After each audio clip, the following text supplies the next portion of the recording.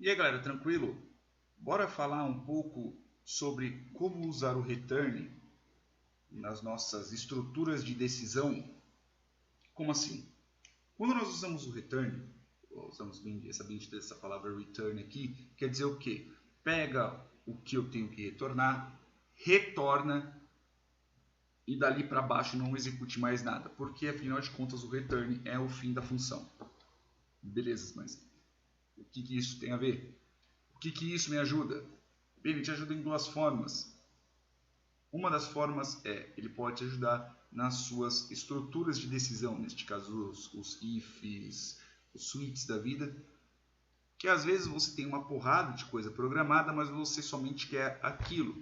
E o que eu quero dizer? Por exemplo, aqui, eu tenho aqui no retornar nome ingrediente, isso aqui na nossa máquina de suco de macho, eu vou copiar aqui e jogar aqui, ok? Pelo menos por enquanto, só por uma questão de estruturação, beleza? Então eu vou colocar aqui, por exemplo, retornar nome ingrediente, vou copiar, vou apagar logo uma vez, já tem isso no GitHub. E eu vou colocar aqui, por exemplo, e vou colocar um valor 1, por exemplo.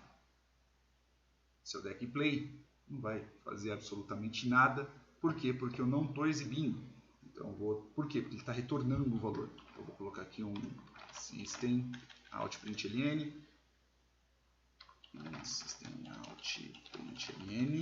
ok? Para poder exibir esse resultado, eu vou dar play e ele vai retornar aqui o água. Beleza? Agora, se eu mudasse isso daqui para colocar um return, como assim?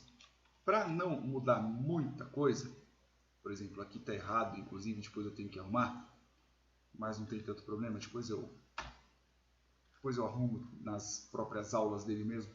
Então, por exemplo, eu não vou colocar somente para concatenar, eu vou retornar essa concatenação. Então, por exemplo, eu vou dar aqui um retorno mais açúcar. Veja que o break ele reclama, ele fica aqui vermelhinho. Por que ele fica?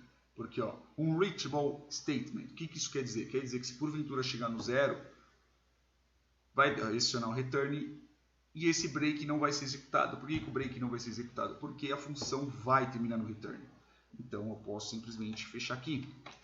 E veja que eu fazendo isso, eu não preciso colocar mais o break. Porque, como eu já disse, a função vai terminar aqui. Então eu vou colocar aqui novamente. Veja que aqui eu só estou concatenando.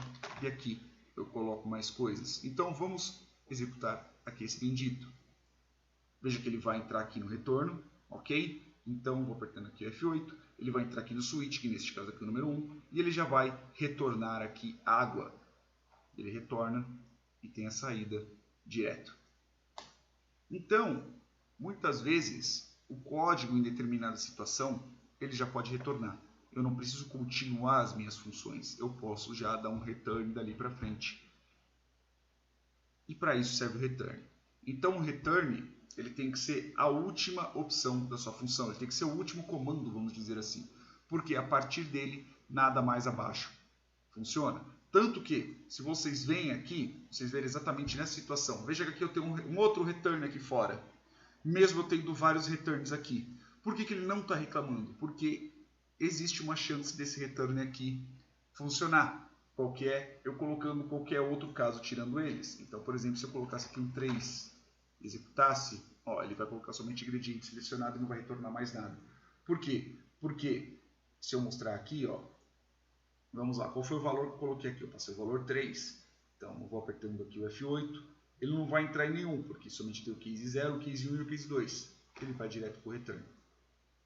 E aqui vai exibir a saída, que neste caso vai ser só o ingrediente selecionado. Beleza? Então, return... e não esquecendo também que o return tem que ser do tipo ao qual você retorna. Mesmo colocando aqui, por exemplo, eu colocando aqui um 11, ele vai reclamar. Por que ele vai reclamar? Porque já está dizendo que ó, int não pode ser compatível com string. Int não é compatível com string, então eu não consigo fazer esse tipo de retorno. Ok?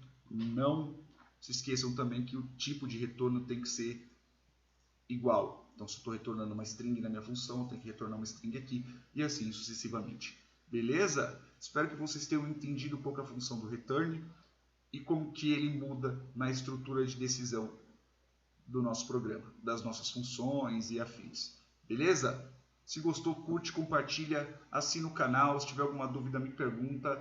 E é isso aí, pessoal. Até o próximo vídeo.